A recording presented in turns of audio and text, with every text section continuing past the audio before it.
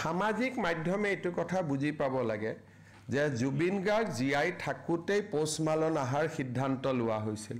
আৰু জুবিন গাৰ্গে ইয়াক কেতিয়াও বিৰোধিতা কৰা নাছিল শিল্পীকটো শ্ৰদ্ধা জনাই শিল্পীয়ে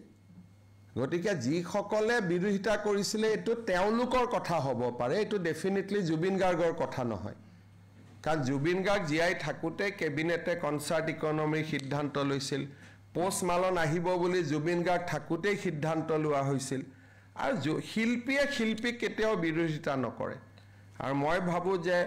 অসমলৈ আহিলে পোষ্ট মালনেও জুবিনৰ বিষয়ে জানিব পাৰিব it is good for Assam ভাল হ'ব আৰু ইয়াত নাহিলেওতো টিভিত মানুহে চাবই পাৰিব গতিকে অসমত কনসাৰ্ট ইকনমি আগবাঢ়িলে আমাৰ নিশ্চয় অসমৰ নাম হ'ব অসমৰ গৌৰৱ হ'ব ৰাজ্যখন আগুৱাই যাব আমি ইয়াত নকৰিলে শিলঙত কৰিলেহেঁতেন 2 ঘণ্টা লাগিলেহেঁতেন গুৱাহাটীৰ পৰা লৰাবোৰ শিলঙলৈকে গ'লহেঁতেন গতিকে আজি যুৱ সমাজে ইয়াতে সুযোগ পাব বাদ মাধ্যমত প্ৰচাৰ কৰাৰ দৰে এখন অসম চৰকাৰৰ ইভেন্ট নহয়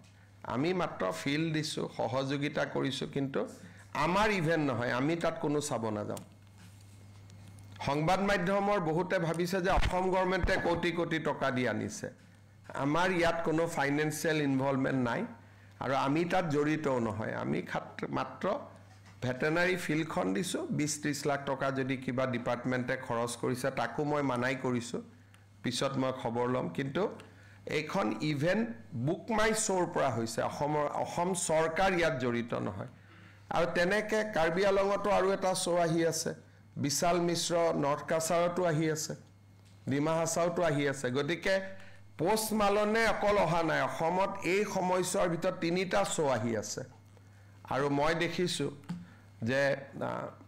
হৰ্ণবিলতো বহুত ধুনীয়াকৈ ফেষ্টিভেল আৰম্ভ হৈছে আনকি অখিল গগৈয়ে হৰ্ণবিল ফেষ্টিভেল চাব গৈছে আমিহে কতো যোৱা নাই বা কালিও না যাও আমি আজি আমি কেবিনেটতে সিদ্ধান্ত লৈছো যে আমি কোনেও আৰু শো চাব যাব নালাগে ডেকা লৰা ছোৱালী সুযোগ দিব লাগে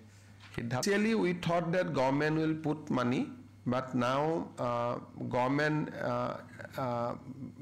basically because of the response from various private sponsors, there was no requirement for Assam government to put money. Maybe a small amount we have to put,